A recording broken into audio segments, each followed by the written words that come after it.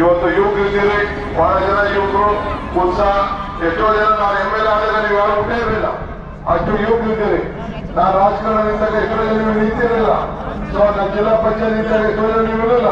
ಆದ್ರೂ ಕೂಡ ನಿಮ್ಗೆಲ್ಲ ರಾಜಕೀಯದ ಪ್ರಜ್ಞೆ ಇದೆ, ಬುದ್ಧಿವಂತರಾಗಿದ್ದೀರಿ, ವಿದ್ಯಾವಂತರಾಗಿದ್ದೀರಿ, ಹುಷಾರಾಗಿರಿ.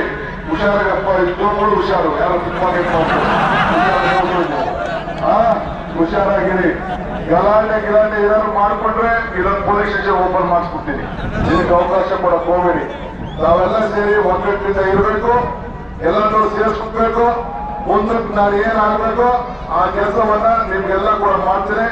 ನಿಮ್ ಗೌರವನ ಪ್ರಾಮಾಣಿಕವಾಗಿ ನಿಮ್ಮ ಊರಿನ ಗೌರವ ಉಳಿಸಿರ್ತಾನೆ, ತಾಲೂಕಿನ ಸ್ವಾಭಿಮಾನ ಉಳಿಸಿರ್ತಾನೆ. ನೀವು ಯಾರು ಬೆಂಗಳೂರು ಬಂದು ಭೇಟಿ ಮಾಡೋಕ್ಕೆ ಕಷ್ಟ ಆಗ್ತದೆ. ನಾನೇ ನೀವು ಬರೋದು ಬೇಡ, ಎಲ್ಲ ಊಟ ಹಾಯಿಸ್ಕೊಂಡು ಉಡುಗಿಸ್ಕೊಂಡು ಬರೋದು ಬೇಡ. ನಾನೇ ಬಂದು ನಿಮ್ಮ ಭೇಟಿ ಮಾಡಿ ನಿಮ್ಗೆ ನಮಸ್ಕಾರ ತಿಳಿಸೋಣ, ನಿಮ್ಮ ಆಶೀರ್ವಾದ ಪಡ್ಕೊಳ್ಳೋಣ ಅಂತೇಳಿ ನಾನು ಇಲ್ಲಿಗೆ ನಿಮ್ಮ ಮಾಲಿಗೆ ನಮ್ಮ ಊರಿಗೆ ಬಂದಿದ್ದೇನೆ. ಬಹಳ ಸಂತೋಷ ಆಯ್ತು. ನೀವೆಲ್ಲ ಇಷ್ಟು ದೊಡ್ಡ ಸಂಖ್ಯೆಯಲ್ಲಿ ಬಂದು ನನಗೆ ಆಶೀರ್ವಾದ ಮಾಡಲಿಕ್ಕೆ ತಾವೆಲ್ಲ ಬಂದಿದ್ದೀರಿ. ಇಷ್ಟು ದೊಡ್ಡ ಸಂಖ್ಯೆಯಲ್ಲಿ ಸೇರಿದ್ದೀರಿ.